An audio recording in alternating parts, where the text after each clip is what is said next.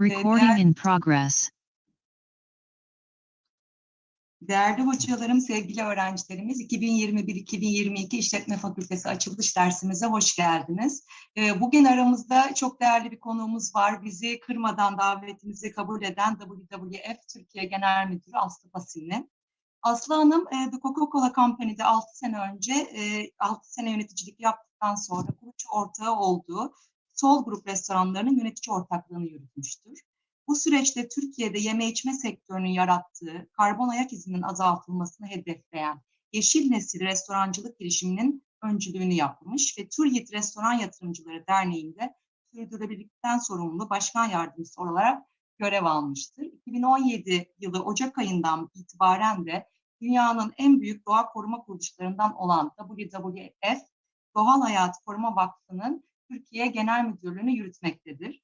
Aslı Pasilli bugün bizlere sürdürülebilirlik, iş dünyasının, STK'ların ve bireylerin değişen rolü üzerine konuşacak.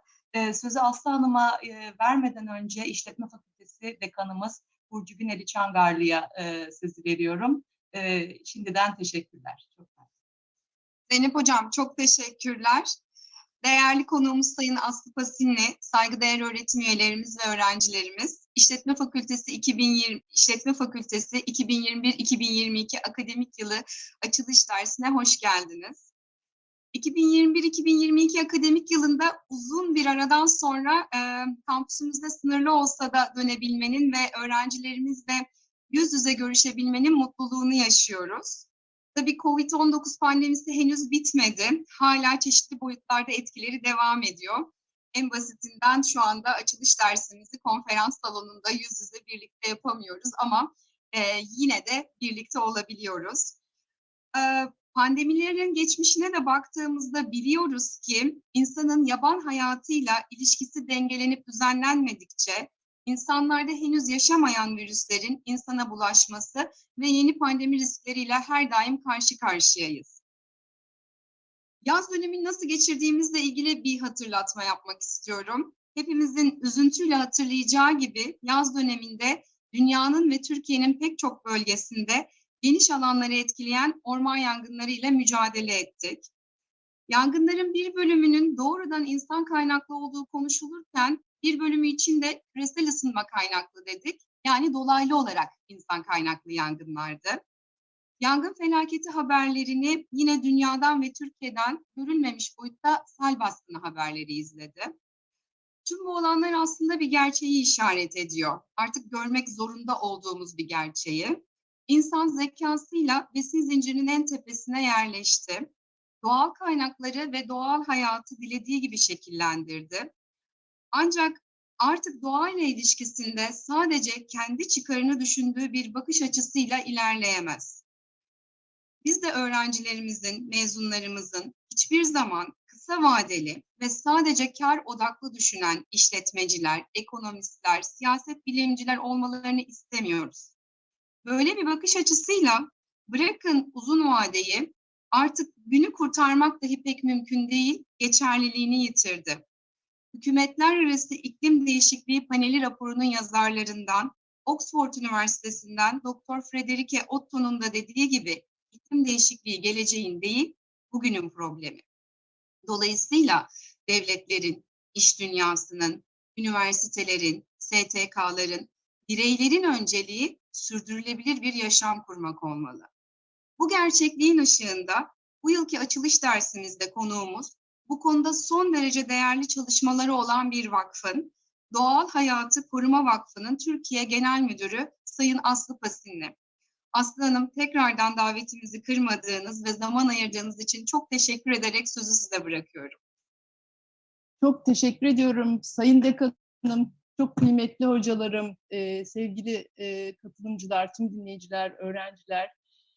Öncelikle 2021-2022 akademik yılının verimle, başarıyla, sağlıkla geçmesini diliyorum. Bugün burada olmaktan da büyük keyif aldım, onur duydum. Çok davetiniz için de ayrıca çok teşekkür ediyorum. Ben bugün biraz hani hocam değişen dünyadan bahsettiniz. Hakikaten çok farklı günler yaşıyoruz. Tarihe not düşen günler. Tarih ileride belki torunlarınızın tarih kitaplarından okuyacağı bir dönemin tam içindeyiz.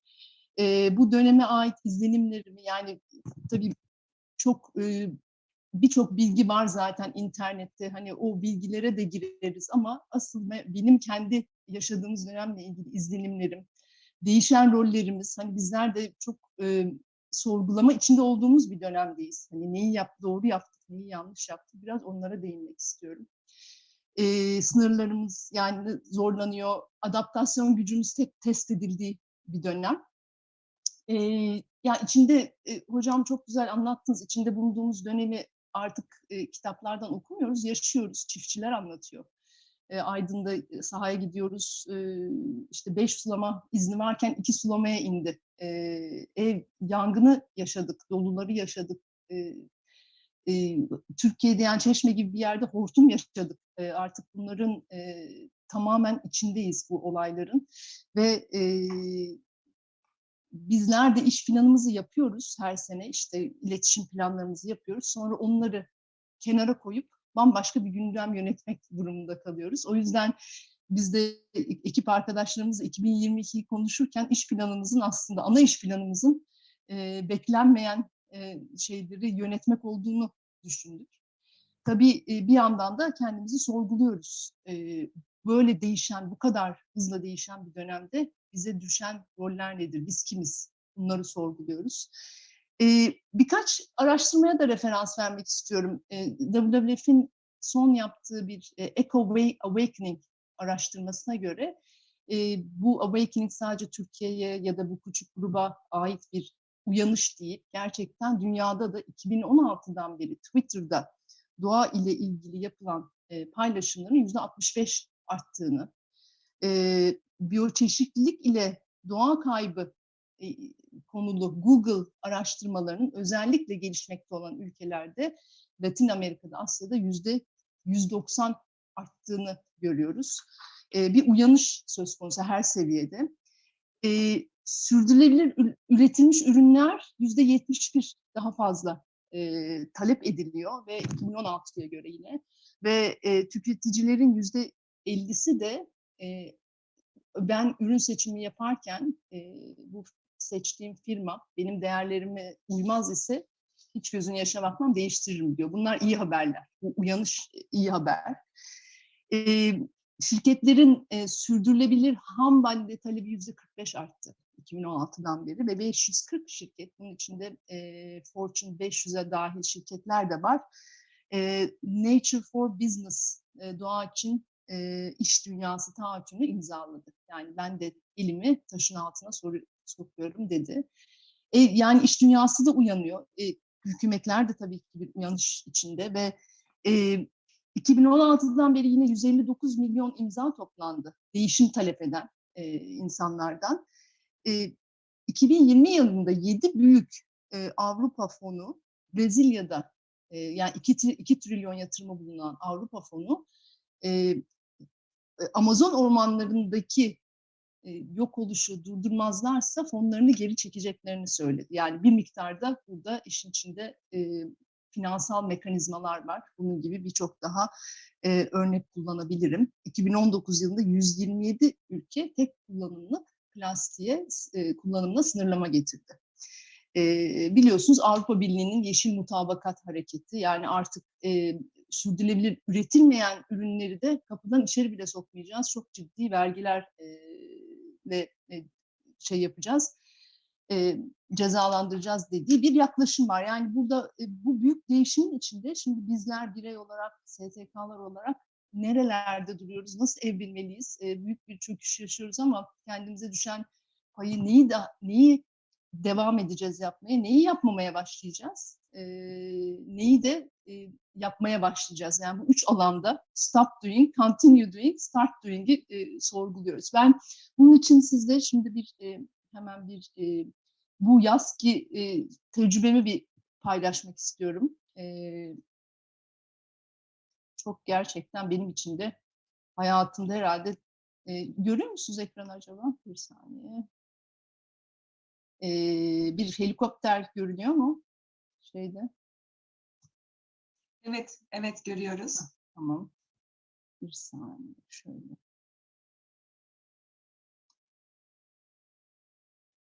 Evet. Şimdi bu kırmızı helikopter bana deseydiniz ki 6 ay evvel iş planlarımızı da yaptık, koyduk. Sen bu sene bir helikopter operasyonu yöneteceksin yangında. Herhalde şaka yapıyorsunuz derdim. Bu benim işim değil derdim. Ben yangın söndürme kuruluşu değil derdim. Ama gelin görün ki öyle bir şey yaşadık ki. Yani hepimiz gözlerimiz yaşlı, ekranlarda elimiz kolumuz bağlı olan biteni seyrederken, yani 20 yılda yanan alanı 10 günde kaybettik. Gerçekten büyük bir travma yaşadık ülke olarak. Bir hani ne yapabiliriz diye düşünürken tabii ki öncelik yangını söndürmek. Yani bizim ülkemizin de kapasitesine çok büyük, ötesinde bir travmayla karşı karşıyayız. Bakanlıkla hızlı görüşmeler yaptık. Yani bir bakanlığımız için de bir STK'ya helikopter kiralayıp getirtme izni vermek de olası bir şey değil. Aslında hiç yapılmış bir şey de değil. O yüzden orada çok yoğun görüşmeler oldu. Ve sonunda hani gelin birlikte olalım dedik, STK, kamu, bireyler. Herkes elinden ne gelebiliyorsa özel sektör yapsın dedik. 3 gün içinde bu izni bakanlıktan aldık. 1,5 milyon euro fon getirdik, topladık. Ve yani daha da toplanırdı. İnanılmaz bir ilgiyle ve sevgiyle yaklaştı tüm kurumlar, bireyler. Yurt dışından, dünyadan fonlar, hani Avustralya'dan Kore'ye kadar bir Türkiye için yardım kampanyası açıldı ve bu Avusturya'dan kiraladığımız helikopter geldi. Günde 11 saat boyunca birçok alanda yangının büyümesine de destek oldu. Yani bunu anlatırken bile hakikaten duygulanıyorum. Çünkü hani bana sorsanız biz neyiz diye şuraya geçeceğim. Şunu da görüyoruz, yani evet, sonuçta ülkede yandı, birçok şey yaşadık ama dedik ki aslında biz neyiz? Yani biz düşünce kuruluşu muyuz? Bir aktivist miyiz? Savunucu muyuz? Bir yangın söndürme kuruluşu muyuz? Yani bu bizim işimiz mi? Ama bu bizim işimiz mi demediğimiz zaman, tek yürek olduğumuz zaman, bir araya geldiğimiz zaman, aslında biz bunların hepsiyiz. Biz bir etki kuruluşuyuz. Buna karar verdik. Ve o etkiyi yaratmak için ne yapmak gerekiyorsa o anda, neye ihtiyaç varsa bunu elimizi taşın altına koymamız ve yapmamız lazım. Bu dönem böyle bir dönem. Ben buyum diyemeyeceğimiz bir dönem. Ve biz bunu yaptıktan sonra aslında birçok özel sektörde ya demek bu hani devlet dışında da yapılabiliyormuş, keşke bilseydik, ya da bu izni başka STK'lar da aldı ve birden çok helikopter gelebildi. Bence hepimiz için yani değişik bir tecrübe, bakanlığımız için de tahmin etmedikleri bir tecrübeydi ama sonucunun çok belki de hani bu kadar, bizim normalde böyle bir hani bakanlık izinlerini alıp bir operasyon yapmanın süresi belki 1 senedir, 6 aydır. Hani bunun 3 güne sığabileceğini de gördük. Hakikaten enteresan bir tecrübeydi. Konfor alanımızdan çıktık. Ve biz sonuçta bu bir özel sektör desteğiydi. Kamunun verdiği bize güven oyuydu.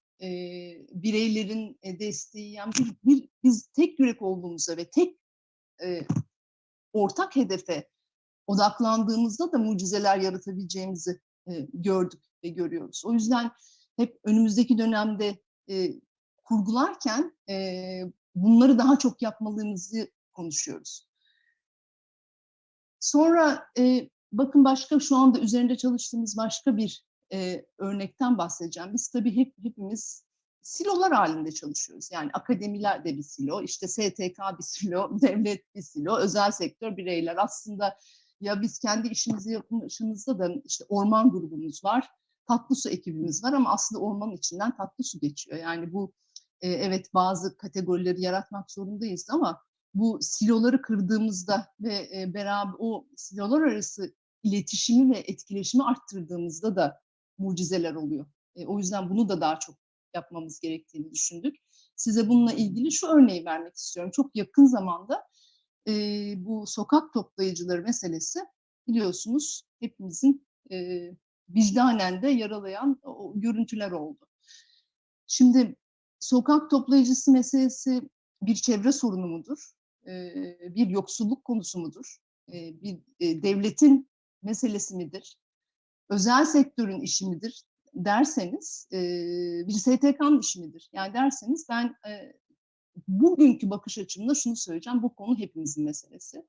Bir kere şöyle ki ve bizim aslında WWF'in şu anda çok üzerinde durduğu çalışma konulardan bir tanesi. Belki bundan bir sene evvel ben derdim ki bu insan hakları meselesi bizim organizasyonumuzun konusu değil bile diyebilirdim. İşte o silolaşmaktan bahsediyorum, o siloları kırmaktan. Şimdi öncelikle sokak toplayıcılar aslında çevre için iyi bir şey yapıyorlar. Hani evet legal değil ama sonunda çöpe karışmış geri dönüştürebilir ürünleri çöpten çıkarıp geri dönüşe ulaşmasını sağlıyorlar. Hani bizim perspektifimizden baktığımızda. Ama legal değiller, ama sağlıklı değiller ve %50'si belki sarılıp çok da zor şartlarda çalışıyorlar.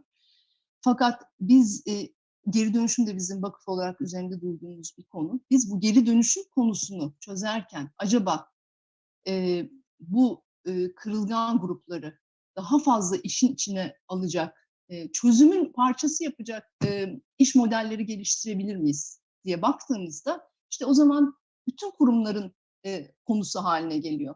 Ben bir çevre sorununu çözmeye çalışıyorum. Bir iş modeli yaratmak ve bu iş modeli yaratırken özel sektör desteğine de ihtiyacımız var. Bunun için bir akıl birliğine ihtiyaç var. Yani biz sonuçta iş modellerini yaratmak için sizler gibi kurumların, akademinin, işte danışmanlık şirketlerinin desteğine ihtiyacımız var. Şimdi Ernst Young danışmanlık şirketiyle birlikte, onların inovasyon ekibiyle birlikte iş modelleri çalışıyoruz. Türkiye Belediyeler Birliği'nin bir çalıştaya davet ediyoruz. Ve gelin ortak akılla hani ötekileştirmek, yok saymak ve şey yapmak yerine başka yollarla çözmek yerine gelin bu konuyu ortak akılla birlikte çözelim diyoruz. Ve çok da yani tam tipik bir kamu, özel sektör, STK işbirliğiyle ben bunun belli bir yere de geldim. Örnek vereceğim. İşte çok fazla iş modelleri var biliyorsunuz. Evet, işte app'ler kullanılıyor. İşte Getir gibi bu app'ler üzerinden alıcıyla satıcının buluştuğu Uber gibi app'ler var. Yani atığı üretenle toplayanı buluşturan bir app üzerinden bu kişilerin özel sektör desteği ve reklam desteğiyle altlarında motorların olduğu, işte küçük ekipmanların, toplama araçlarının olduğu motorlar temin edilse, onlar da bu geri dönüşür atıkları belediyenin adres gösterdiği yerlere götürseler, çöplere de girmek zorunda kalmasalar. Yani bunu örnek olarak söylüyorum. Bu ve bu tip gibi iş modellerine ihtiyacımız var, çözümlere ihtiyacımız var. Bunun için de silolarımızı kırıp meseleleri hepimizin sahiplenmeye ihtiyacı var.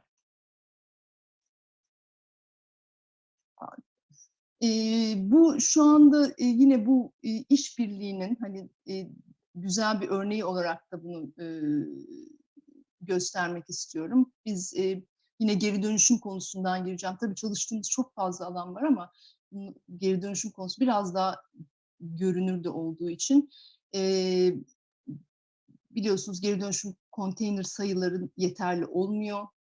İşte tüketiciye sorduk 500 metrede bir konteyner olursa ben atarım diyor. Belediyeye sorduk 500 metrede bir koyabilir misin? Mümkün değil, bütçem yok diyorlar. Sonra özel sektöre dedik siz bunları finanse eder misiniz? Mümkün değil, ben çöpün üzerine markamı koymam dedi. Peki dedik. Peki şu arkadaki eski konteyner. Peki şöyle bir konteyner olursa ne dersiniz dedik. O zaman olur dediler. Şimdi ilk ilk parti konteynerlarımızı bunun maliyetinin de 5 katına ürettik. Sahaya koyduk. Şimdi hem iletişim yapıyoruz. Yani burada özel sektör de var. Belediye de var. Bireye düşen görev bunları kullanmak tabii ki. Biz de bir STK olarak bunun facilitation yani bir farklı partileri dinleyip çözümler ürettiğimiz bir dönemdeyiz. Bu işin içinde bir de Atık Nakit diye bir sosyal girişim de var. App üzerinden şeylerin işte yine atıkla şeyin buluşturulduğu, puanlar yüklendiği sistemler de var. Sonuçta bizim neye gelecekte bu önümüzdeki dönemde neye daha çok ihtiyacımız var? İş modellerine. Yani böyle bir sponsorla yapılmış ve sponsorlardan çekildiğinde biten projelere değil, devam edebilen, çoklanabilen iş modellerine. Daha çok sosyal girişime. Biliyorum sizlerin üniversitenizin de çok başarılı sosyal girişimleri var. Ben geleceğin çok önemli aktörleri olduğunu düşünüyorum. Sıra dışı ortaklıklara, yani unusual partners diyoruz. Daha önce hiçbir araya gelmeyen kurumların bir araya gelmesine, yaratıcılığa daha fazla sizlere, daha fazla gençlere, akademiye, beyin gücüne, ortak akılla ihtiyacımız var çözüm üretmek için. Hani daha fazla rapora ihtiyacımız var diyemeyeceğim. Çünkü zaten her şey kendini söylüyor ama daha fazla çözüme ve iş modeline ihtiyacımız olduğunu düşünüyorum. Destekleyici finansal mekanizmalar ve sahiplenme. Yani aynen bu sokak toplayıcısı örneğinde olduğu gibi bu sorun hepimizin sorunu, geleceğimizin sorunu diyerek farklı bakış açılarıyla sahiplenmeye. Daha az sponsorla özel sektörde, daha az reklama, hani bir iş yapıp bunun 5 katı, işe harcanan paranın 5 katı bütçeyi iletişime harcandığı. Pilot projeler evet güzel ama artık pilot proje yapacak vaktimiz yok. Çok daha hızlı projeleri yapıyor olmamız lazım. Sonuçta sevgili katılımcılar, böyle bir dönemdeyiz. Umuyorum ki sizlerle daha fazla bir arada oluruz. Sosyal girişimlerinizle, çözümlerinizle ve geleceğe hep birlikte şekil verebiliriz. Son olarak da şu şeyden bahsetmek istiyorum. Bilmiyorum vakit nasıl gidiyor. Ben saatlerce de konuşabilirim. Soru cevaba da geçeceğiz ama bizim bu yine de hani 2022 iş planımızı yapıyoruz. Yapmıyor değiliz. Hani kriz yöneteceğiz deyip kenara koymadık. Biraz orada gündemde neler var onlardan kısaca bahsetmek istiyorum. Var mı vaktiniz? Vaktimiz var da çok. Tamam. Ben de kaptırdım kendimi, keyifle dinliyorum. Vaktimiz Tamam var. peki. Yani ben son olarak da biz peki 2022'de neler var gündemimizde? Bir kere gerçekten bir kriz yönetme kapasitesi hepimizin ihtiyacı var. Ekipçe konuştuğumuzda en önemli ülkenin sorunları nedir dediğimizde su çok önemli çıkıyor. Geçen sene de başladığımız su biterse herkes susar kampanyası olarak başladığımız çalışmalarımıza devam etmek var.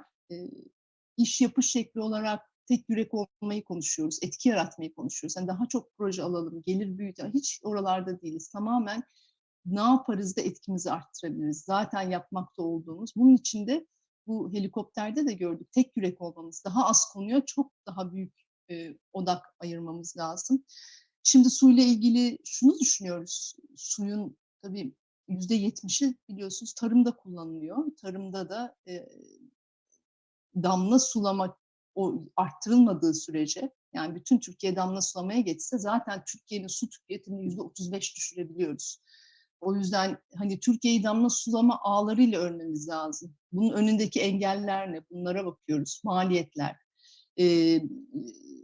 İşte özel sektör projelerini nasıl buralara yollayabiliriz? Yani çiftçilerimizin yanında olmamız lazım. Bizim ve bunun için de iş model, biraz evvel bahsettiğim gibi iş modellerine, bunun çoklanabilir, sahaya yayılabilir iş modellerine ihtiyaç var.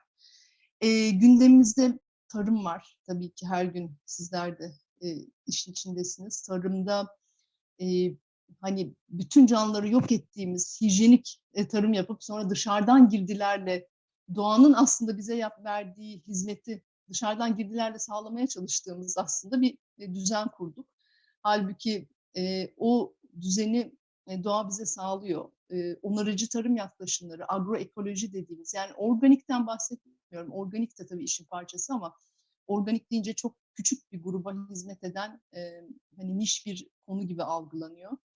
Ama agroekoloji dediğimiz aslında daha az girdi kullanın. Siz doğadan hizmet almaya başladığınızda çok daha az girdi kullanmanız gerekiyor. Bu Hindistan'da uygulanmaya başlanıp çok iyi sonuçlar alan güzel uygulamalar var. Yani Türkiye'de bir agroekoloji seferberliği, onarıcı tarım seferberliği başlatılması için arzu ediyoruz ve bununla ilgili bakanlık seviyesinde de görüşmelerimizi yapıyoruz.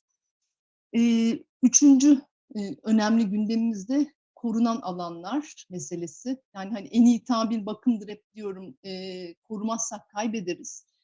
Hala korunması gereken çok önemli alanlarımız var. Kati koruma altına alınması gereken şu anda %11'i, karasal ve denizel alanlarımızın %11'i korunuyor. Tüm dünyanın çağrısı %30'a çıkarılması bu oranların ve isim isim var aslında bizde. Hangi alanların Türkiye'nin canı ciğeri olduğu ve korunması gerektiğini çok bir harita üzerinden de gösterdik kırmızı olarak. Bunların ne kadarının korunduğunu, korunan alanların ivedilikle arttırılması ve sadece kağıt üzerinde değil, şeyde de gerçekten de teknolojiyi de kullanarak korunmasının sağlanması, takip sistemleriyle o da bizim savunuculuk ayağındaki çalışmalarımızın odağına oturuyor. Kısaca özetle konularımız bunlar. Ben bundan sonrasında sizleri dinleyerek, yorumlarınızı alarak biraz daha karşılıklı sohbetle devam etmek isterim. Çok çok teşekkür ederiz Aslı Pasinli'ye. Gerçekten ufuk açan, yol gösteren, düşündüren, sorgulatan, harekete geçiren örneklerle çok çok güzel bir sunumdu. Sorularınız varsa chatbox'a yazabilirsiniz ya da mikrofon açabiliyor mu herkes emin değilim ama tek tek mikrofonla da sorabiliriz sanırım. Soruları alabiliriz Aslı Pasinli'ye yönelteceğiniz sorularınız varsa.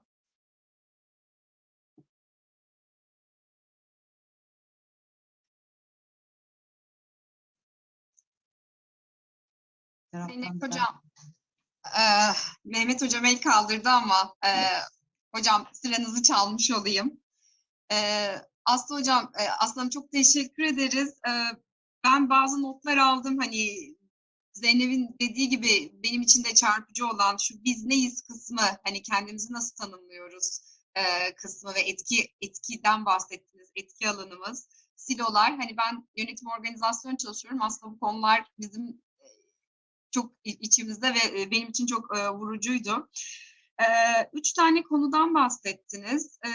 Su, agroekoloji ve korunan alanlar. Anladığım kadarıyla bunlar bu yılın hani öncelikleri. Mümkün olduğunca bu önceliklere odaklanabilmenizi diliyorum öncelikle. Hani az krizler yaşayarak, az beklenmedik problemler yaşayarak.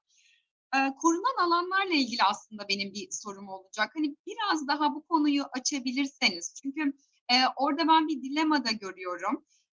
Orman yangınlarından sonra ormanlara girişi ciddi şekilde kapattılar birçok bölgede ülkemizde. Ve hepimiz hak verdik çünkü kalanı korunması gerekiyordu. Ama bir taraftan en basitinden kendi deneyimim, ormanların ilk yandığını duyduğumda evet çok üzüldüm, canım çok yandı.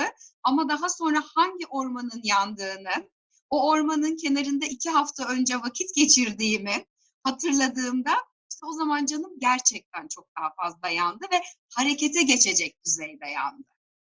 Yani o zaman eğitimin de hani orman eğitiminin de sadece sınıflarımızda orman fotoğrafları göstererek kitaplarda öğrencilere ormanın faydaları bunlardır, bunlardır, bunlardır diye anlatarak yapılmaması gerektiği. Hani o duygusal bağı, çünkü duyguları hissettiğimizde harekete geçiyoruz. O duygusal bağın da kurulması gerektiğini düşündüm. Ama bu çok büyük bir ikilem. Yani hem koruyarak hem de insanla doğanın ilişkisini nasıl sağlamaya devam edebiliriz? Burcu Hocam çok teşekkür ederim. Bizim de çok üzerinde durduğumuz bir konu. Aslında korunan alan demek tamamen insan trafiğine kapatılmış alan demek değil. Korunan alanlarda turizm başlıklı çok güzel de çalışmalar var. Hatta IUCN'in sırf bu konu üzerine yayınladığı bir rapor var. Bizde SALDA konusu gündemdeyken hala gündemde. SALDA'nın yönelik de bazı önerilerimiz ve çalışmalarımız oldu. Bunun da çok aslında hükümet tarafından karşılığını gördük. Sonuçta korunan alan, dünyada da mesela Grand Canyon bir korunan alandır Amerika'da. Milyonlarca turist çeker. Bu korunan alanlar aslında turistik açıdan da çok kıymetlidir. Turizm açısından da kıymetlidir. Ancak doğru yönetilirse, yani bir yönetim planıyla, bir kapasite planlamasıyla, belki bazı korunan alanlarda, bazı dönemlerde, yaban hayat yavrulama döneminde ziyarete kapatılabilir. Ya da derler ki Grand Canyon'da kurayla içeri giriliyor ve ücretlerle, yüksek ücretlerle içeri giriliyor. Belli sayıda insana bir kapasite, taşıma kapasitesi vardır. Bazı korunan alanların bazı alanlarına hiç girilmemesi gerekir gibi bir yönetim planı çerçevesinde aslında korunan alanlar yürütebilir. Turizme de, kırsal kalkınmaya da katkısı olabilir. Biz tabii ki işin ekonomik boyutu da var. Yani ve bu ama korudukça korunan yerlerin ekonomik olarak da çok katkısı olduğunu da biliyoruz. Yani herhalde en tipik örneği bunun Afrika'dır. Afrika'daki safari turlarının aslında o alanlar korundukça orasının kırsal kalkınma etkisi çok daha fazla olacaktır. O yüzden ama şu da bir gerçek, orman yangınlarının %90'ı insan eliyle çıkıyor, bunu biliyoruz. Ve çıktıktan sonra artık öyle bir kurak bir dönemdeyiz ki boyutu ve sıcaklıktan dolayı çok hızlı bir şekilde, çok kurak sezonun da çok uzamasından dolayı hem hızlı büyüyor hem de çok uzun sürebiliyor. O yüzden korunan alanların daha etkin korunması için hem teknoloji yardımıyla hem de olası işte eğitimle, giriş çıkışlardaki kontroller, ateş yakma vesaire, bunların da çok tabii yakından yapılıyor olması şartıyla diyeyim. Çok teşekkür ederim. Evet, rica ederim. Mehmet Hocam, sizin sorunuzu alabiliriz. Sesiniz gelmiyor hocam. Mikrofon kapalı sanırım hocam.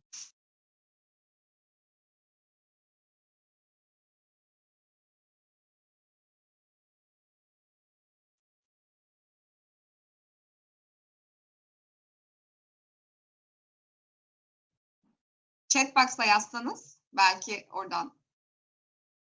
Ben oradan iletirim chatbox'a yazarsanız. Başka sorusu olan var mı acaba? Chatbox'ta bir sorumuz var. Bir dakika.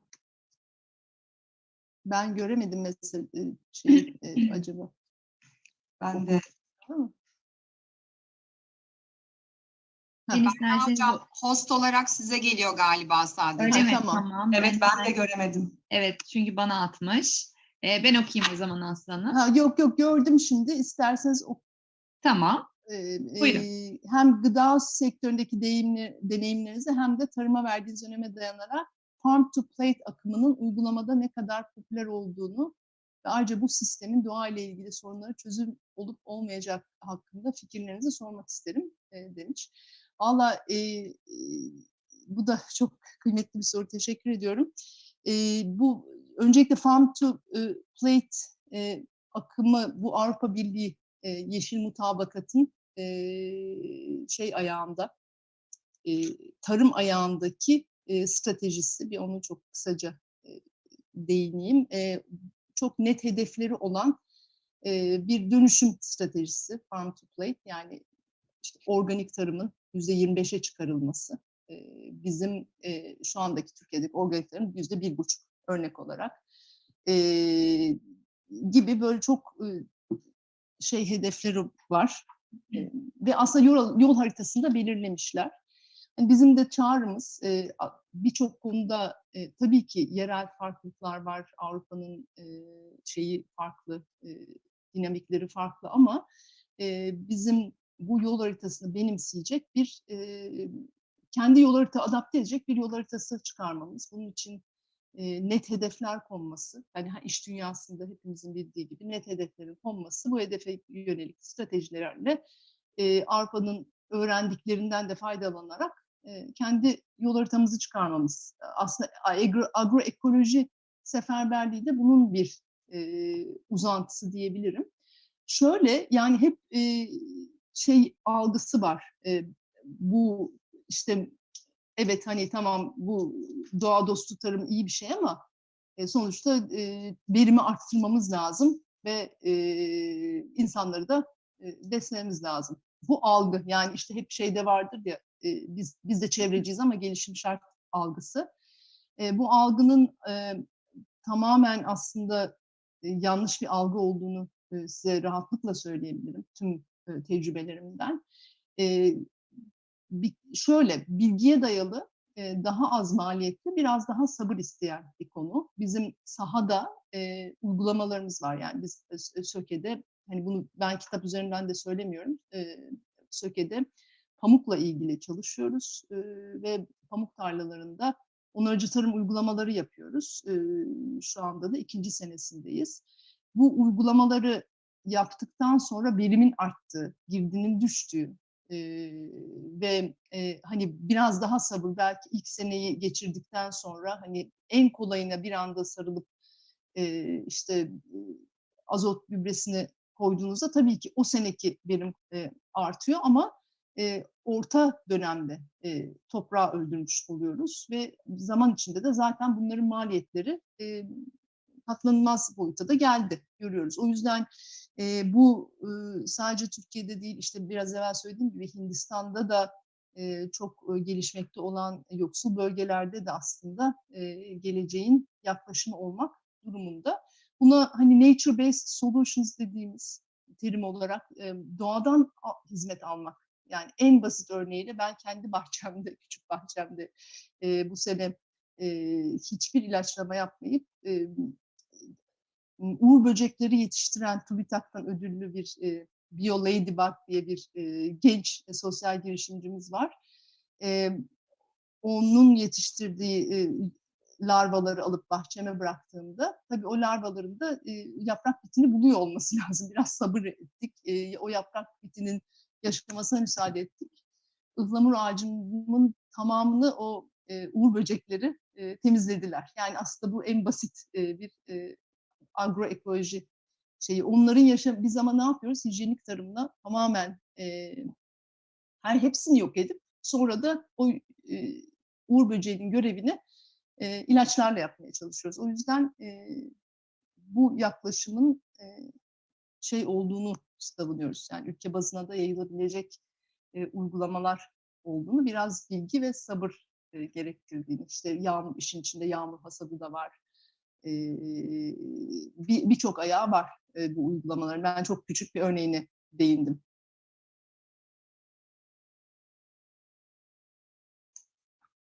Aslı'cığım çok teşekkürler. Burada Mehmet Hocam soruyu iletti mi? Berna Hocam, ben soruları göremiyorum. O yüzden soruları siz aktarırsanız, size düşüyorsa. Yok. Daha gelmedi Mehmet Hocam'ın Çok sevinirim. sorusu. O zaman Mehmet Hocam'ın sorusu gelmediyse ben çok güzel bir örnek verdim. Bir seyrettiğim belgeselde aynen bu bizim işte toprağa ektiğimiz gübreleri narkotik olarak adlandırdı ve dedi ki aynen narkotikler nasıl, hani ağrısı olunca insanın düzenli ağrı kesici almaya başlayınca hani önce bir tanesi işe yararken sonra 2 tanesi işe yaramaya başlıyor. Sonra 3 tanesi ya da uyku ilacı bir tane yarıyor, 2 tane. Aynen biz toprağa bunu yapıyoruz demişti. Ve toprak bir süre sonra ilk sene harika ama sonra ona alışıyor. Onun 2 katını vermek lazım. İkinci sene ve çiftçiler Hindistan'da her ay yüzlerce çiftçi bu yüzden intihar etmeye başlamış. Çünkü bunların mali yükünün altından kalkamamışlar. İlk sene mahsul çok güzel, ikinci sene 2 katına ihtiyaç duydukları için o gübrenin ya da işte böcek öldüren ilacın ve dediğin gibi uzun süreli bir bakış açısı lazım galiba ve bizim de en büyük eksiklerimizden biri bu sanırım. Yani ya da finansal kaygılar. Yani özellikle bizim gibi gelişmekte olan ülkelerde finansal kaygılar bu sürdürülebilirlikle ilgili çalışmaların önüne geçiyor mu? O konuda ne diyebilirsin? Yani bu Şey engellerle diyebilirim, karşılaşıyor öncelikle musunuz? evet yani bu iş aslında çok büyük maliyetlerden bahsetmiyoruz. Bir bilgi işi. Örnek vereceğim mesela toprak sürme. Şimdi onarıcı tarım yaklaşımında toprak sürdüğünüz anda o toprağın altında soil food web var. Orada bir dünya dönüyor. Onlar toprağı havalandırıyorlar, şey yapıyor. Orada bir yaşam var. Biz o toprağı sürdüğümüz ki ne kadar yaygındır. Yani ben de bazen okudukça şaşkınlık içinde kalıyorum. O toprağı sürdüğünüz anda siz o doğa toprağın altındaki hizmetleri bir kere o şeyi kırıyoruz. O yüzden toprağın örtü bitkisiyle örtülmesi mesela bir diğer örnek ve şey yapılması. Hiçbir zaman çıplak bırakılmaması ve havalandırmaya ihtiyaç yok. Çok basit araçlarla doğrudan dikim yapılma teknikleri var. Sonuçta bunlar aslında ya da anızın yakılması diye uygulaması bu samanlar biliyorsunuz hep kırsalda görürüz yakılır. Halbuki onlar toprağın yorganı deniyor. İşte zeytin ağacının altına siz nohut ektiğiniz zaman hiç oraları çıplak bırakmadan nohut o topraktan azotu çıkarıyor ve su üstüne taşıyor yani toprak üstüne taşıyıp orada bazı hizmetler veriyor. Yani bunların hiçbiri aslında büyük maliyetler değil. Ama kaldı ki şu anda iklim mücadelesi, işte bu nature-based solutions dediğimiz bu tip çalışmalara çok ciddi fonlar var tüm dünyada. Bizim de şeyimiz olan, ulaşımımız olan. Ama hani devlet politikası haline getirilmeli. Teşvik sistemi, yani şu anda belli miktarda teşvikler veriliyor. Bu teşviği neye verirseniz o büyüyecek. O yüzden zaten Avrupa Yeşil Mutabakatı da teşvik sistemlerinin doğru ayarlanması. Hani verilen miktarı arttırmaktan bahsetmiyoruz. Başka bir yani kirletenden temizlenen olana verilmesi gibi düzenlemelerle bunların yapılabilir olduğunu görüyoruz. Ama şeye çok katılıyorum Zeynep'ciğim, çevre meselesi bir ekonomik mesele.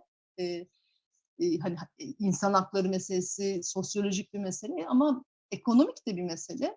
O yüzden ekonomisinin de çalışır halde olması bu işin yaygınlaşması için önemli. Çünkü hiç kimse günün sonunda karnını doyurmayı düşünürken öncelik sırasında hani daha uzun vadeli şeylere bakmayacaktır. Eğer ekonomisi çalışmıyorsa. Buna da katılıyorum.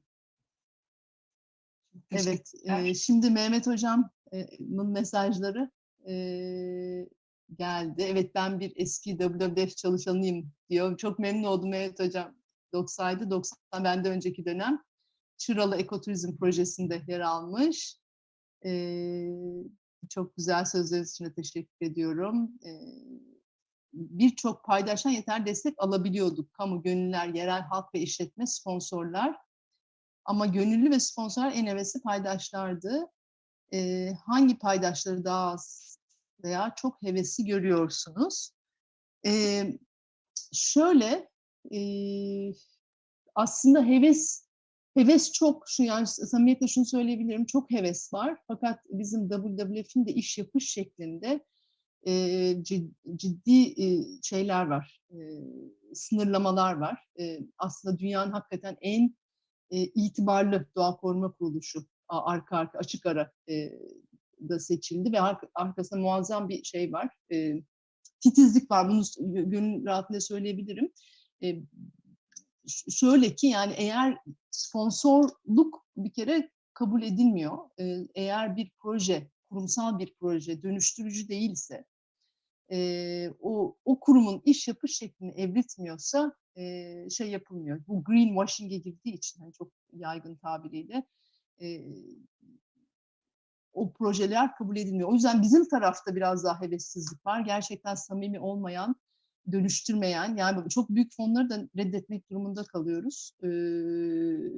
Çünkü bize çoğunlukla iletişim departmanları ulaşıyor. Yani bir çevre konusunu bir iletişim konusu olarak diyelim ki bir tekstil firması har har orada üretimini yaparken dereyi kirletirken başka bambaşka işte bir konuyla ilgili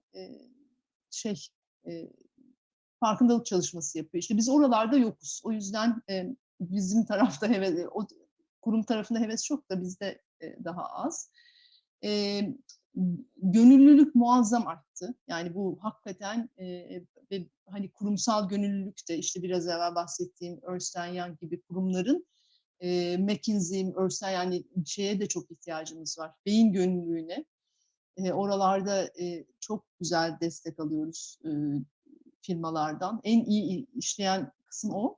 Şahsi gönüllülükte de çok. Yani çok kişi yani iş başvurularında da çok büyük bir şey var. Artış var. Yani biz mezun olduğumuz senelerde hocam hani STK'lar daha şeydi. Hani vaktiniz varken ileri yaşlarda yapılan şu anda kariyer yolu olarak görülürdü. En azından benim için öyleydi. Bilmiyorum Zeynep sen de biz hani mezun olduk böyle büyük kurumlar hep aklımızda vardı. Şimdiki gençler çok başka ve şey yapıyorlar muazzam yani öncelikler değişti, şey değişti, anlam arayışında çok büyük bir artış var. Hani şartlar da öyle özel sektöre göre çok eskisi kadar farklı değil diye tahmin ediyorum. Ama hani varsın kapıda şoförlü arabalar olmasın ama ben anlam peşindeyim diyen çok kalifiye. Hani Yale'da master yapmış çalışanlarımız var öyle diyeyim. Tercihen orada bulunan. Sonuçta yerel halktan büyük tepkiler var. Çünkü yerel halkın büyük ilgi var. Canı yanıyor şu anda. Hani bizim raporlardan okuduğumuz bilgileri anlatmıyoruz. Bu sabah daha haberlerde izledim. İşte biz Büyük Menderes'te senelerdir çalışıyoruz. Oradaki kirlilikle ilgili bir Büyük Menderes inisiyatifi kurulmuş ve nehir siyah akıyor. Yani ve biz senelerdir çalışıp bunu durduramamış olmaktan ben ayrıca hani kendi mesajlarımı çıkarıyorum ama insanlar artık o suyu alıp zeytinli sulamak zorunda kalıyor ve bundan da büyük icap duyuyorlar. Herkes işte su bulamayan çiftçi feryat içinde biliyorsunuz. O yüzden oralarda da çok büyük bir şey artışı var. İlgi artışı var. Hangi paydaşları daha az hevesli görüyoruz? Valla yani ben genel ilginin çok yüksek olduğunu ama samimi ilgide bir hala daha çok yolumuz olduğunu gönül açıklığı söyleyebilirim. Yani dediğim gibi birçok hala kurumlar hani bir yapıp beş gösterme, yapmadığını yapmış gibi gösterme, mış gibi yapma ben maalesef hani bunu çok yaygın olarak da görüyorum. Ve bir de yani bir şey yaparken onu illa satışa bağlama kaygısı beni çok şey yapıyor yani rahatsız ediyor açıkçası. O yüzden hani kurumların hala daha hevesli değil ama doğru alanda hevesli değiller. Onu söyleyebilirim size. Sanırım hepsini yaptık. Çok teşekkür ediyorum. Bir soru daha var. Evet, devam edeyim mi? Evet, bir sorumuz daha var Oğulcan Erkan'dan. Sen de görüyorsun herhalde değil mi? Bana da Evet görüyorum. Belediyelerle çalışmalarınız nasıl ilerlemekte? Yerel konularda belediyelerin önemi göz ardı edilemez. İzmir Büyükşehir Belediyesi'nin elektrikli otobüslere başladığı ve katılmış olduğu bazı anlaşmalar var. Ancak Türkiye genelinde diğer belediyelerimizin durumunu merak ediyorum. Teşekkürler. Peki şimdi şöyle, belediye biz de iş yapış şeklimizi sorgularken açıkçası daha az kurum, daha çok belediye dedik. Biraz evvel de saydığım sebeplerden hani etki nerede, en büyük etkiyi nerede yaratırız? Belediyelerin rolü kuşkusuz çok büyük ve bizim de güzel işbirliklerimiz var. İzmir'le de atık konusunda. İzmir bizim plastik atıksız şehirler ağına katıldı ve 2030'a kadar da taahhütler verdi. Atık yönetiminin geleceği oranlarla ilgili. İlk 3 sene içinde de %30 azaltma taahhütü verdi. Biz de yoldaşlık yapıyoruz. İşte uluslararası bilgileri aktarıyoruz. Bu bir platform. Diğer belediyelerin de, uluslararası belediyelerin de olduğu. Türkiye genelinde belediyelerimizin durumu, ben şunu görüyorum. Bir kere çok yoğunlar. Hani aynı kaynak konusunda, hani büyük şehirleri geçersek işte İzmir, İstanbul, Ankara, kaynak konusunda çok sıkıntılar var.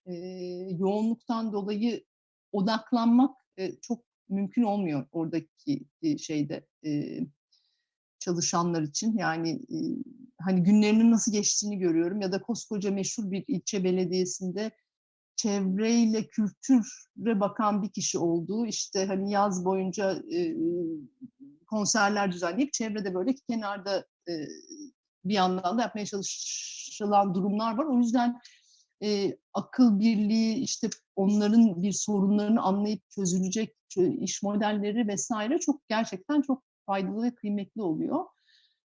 Biz belediye işbirliklerimiz iyi gidiyor. Bir tek tabii prosedürler var, şeyler var. Hani bir özel sektör dinamikliğinde maalesef ilerleyemiyor ihale süreçleri vesaire. Ama birçok alanda çok desteğe ihtiyacı var belediyemizin. Hem finansal hem de iş modeli. İşte o yüzden biraz evvel gösterdiğim iş modelleri, mesela bir belediyenin bir finansman sorununa çare olmuş bir iş modeli. Bu ve bunun gibi hani sorunlarını çok iyi anlayıp hani bir seferlik sponsor olup bir şeyi çözmek değil ama belediye için kalıcı bir şekilde çözebilecek iş modelleri geliştirmek bence kamuya, bireylere, sosyal girişimlerin el atması gereken çok önemli konular. Çok teşekkürler. Bizim girişimcilik dersimiz için bence harika fikirler çıkmıştır kesin bu güzel konuşmadan ve sohbetten diye düşünüyorum. Başka sorusu olan var mı acaba? Süremizin sanırım sonuna yaklaşıyoruz. Hiç bitirmek istemesem de harika, faydalı, dediğim gibi ufuk açıcı, düşündürücü, çok yararlı ve keyifli bir sohbet. Başka sorusu olan varsa son Burcu Hocam herhalde bir soru daha alabiliriz değil mi? Ya yoksa Aslı Hanım'ın da temposu yoğun.